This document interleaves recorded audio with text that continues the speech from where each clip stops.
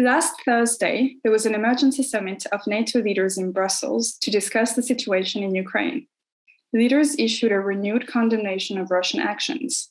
They also singled out China and warned Beijing not to support Russia in its invasion of a sovereign nation and not to help it evade sanctions. Leaders agreed on additional support for Ukraine, which will include protective equipment against the potential use of chemical and nuclear weapons in the country. They also discussed additional weapon supplies for Ukraine, with discussions around providing anti-ship missiles to Ukraine still ongoing.